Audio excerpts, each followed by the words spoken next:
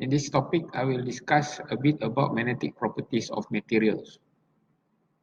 Now, basically there are three types of magnetic materials, which is diamagnetic, paramagnetic, and ferromagnetic. Now, these three are differentiated by their crystalline structure and how they are affected by external magnetic field. Okay, so there are some physics aspects like the behavior of the protons and electrons in the material itself, but our main focus is on how the materials will behave when a magnetic field is applied to them. Right. So if you are interested in finding about more details, then you need to read a bit about the theory on magnetic properties. So let's proceed.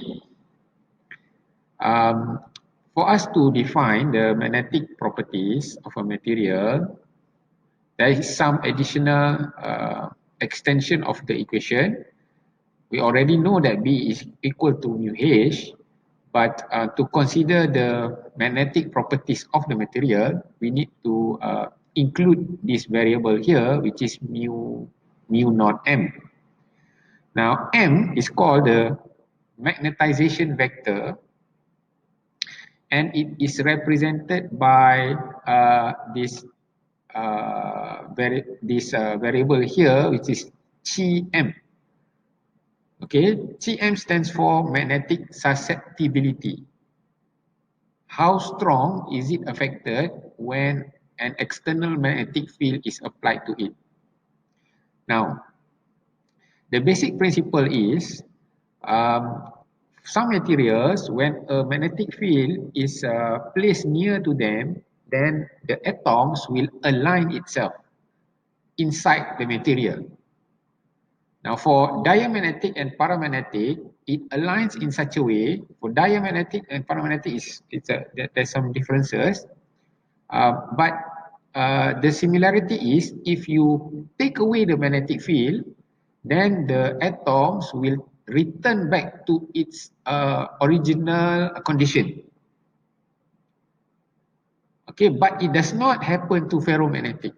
Now, ferromagnetic, once you put a magnetic source, external magnetic field near to it, then the atoms will align in such a way, will be magnetized. But if you take away the external magnetic field, what happens is, for ferromagnetic material, it is going to retain the alignment. And this makes it slightly different in terms of its behavior. Okay, so magnetic susceptibility is used to represent this value. So when you replace M with a chi M, so you can write it in this form. So we have mu naught and 1 plus Gm. So actually 1 plus Gm, we replace it with mu R, or relative permeability. Right? So mu equals to mu naught or mu R. So mu R is actually equivalent to mu divided by mu naught, or 1 plus Gm, which is the component here. Okay, this is the component for relative permeability. Right. Let's look at this table. So because of the nature I explained just now, for diamagnetism and paramagnetism, once you put external magnetic field, for diamagnetism it's not going to have an effect, but for paramagnetism it's going to have an effect, but a weak effect. So some theoretical aspects involved here, which I'm not going to cover. You can study on your own because it's quite theoretical, so it involves reading. So these are the example of substances, diamagnetism and paramagnetism, but both exhibit the value of mu R almost equivalent to 1. So basically when we want to calculate for this material, the mu value is equivalent to mu naught. Okay. However, for ferromagnetism, like I explained just now, and we'll see in the next slide as well, for example, like iron, nickel, and cobalt, so the value of mu r can be more than 1, and it can be hysteretic. Hysteretic is a technical jargon that means lagging behind. Okay, so I'll explain what is meant by lagging behind in the next slide. So you can see the note here that for ferromagnetic materials, for example, purified iron, you can have the value of mu r up to 20,000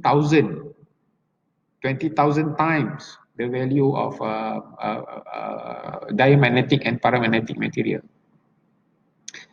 Okay, so now let's look at what hysteresis or hysteretic properties mean.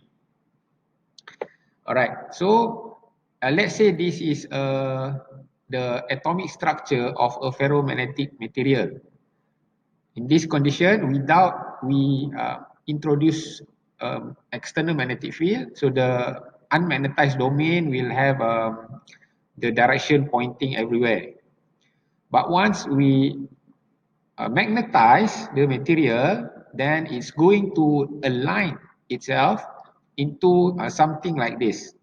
So the shape is and the direction will be the same for all the atoms inside the domain of the material. Now, imagine that you put an external magnetic field near to an iron or a ferromagnetic material and you increase the magnetic field strength. So you increase the magnetic field strength. So the magnetic flux in the material will start at origin and then will increase slowly up until it reaches point A1. After this point A1, if we increase the magnetic field strength, the value will remain at the same level. So we call A1 here as the saturation point. Okay, so now let's say we stop H at this point, and now we reverse the polarity of the magnetic field, right? We reverse the direction of the polarity. So now we go back to the left side. But for ferromagnetic materials, what happens is it does not go back at the same line as it came up here. But now it follows the path from A1 to A2. So let's say you increase the value of H and then you stop. Now you decrease the value of H. When the value of H is 0, the value of B is not 0. You have some magnetic flux inside the material that retains its value.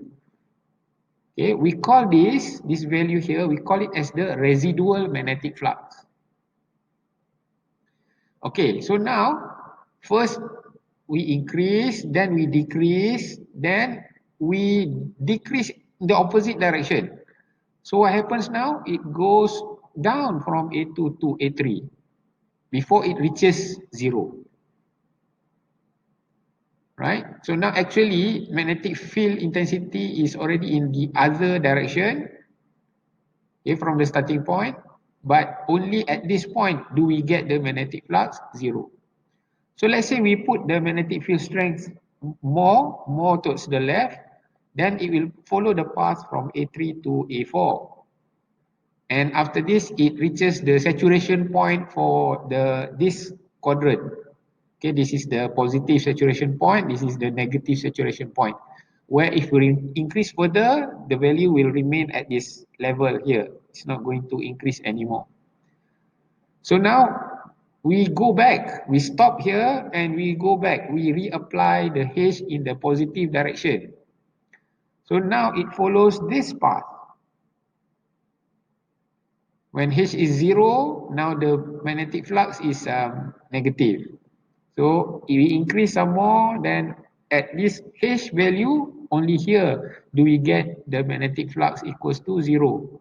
And if we increase, it reaches back the saturation point. Now if we go another round, what will happen is from this point, it will go larger before reaching A4, and if we increase, then the shape here is going to be larger because it retains the memory of the magnetized domain from the past excitation. So as you can imagine, if we repeat this cycle a few times, then we will have a, a very strong magnetic flux density inside the material, and it will become more harder or difficult to demagnetize. However, the advantage is once you energize or magnetize a ferromagnetic material, it becomes or behaves like a permanent magnet. So you can use it in applications such as motors or generators. Okay. So this is what is meant by hysteresis. Hysteresis, what I said just now, is lagging behind. Okay, so as you can see, when we go back, even though the value of H is already 0 at point A2, we still have value B. So the value of B is lagging behind. It doesn't follow the value of H. Only at this point, when H is negative, then you get B 0. So B is lagging behind H, which is why we call it as hysteresis. Okay, so this section of the topic is a bit theoretical, but I hope you can get the point.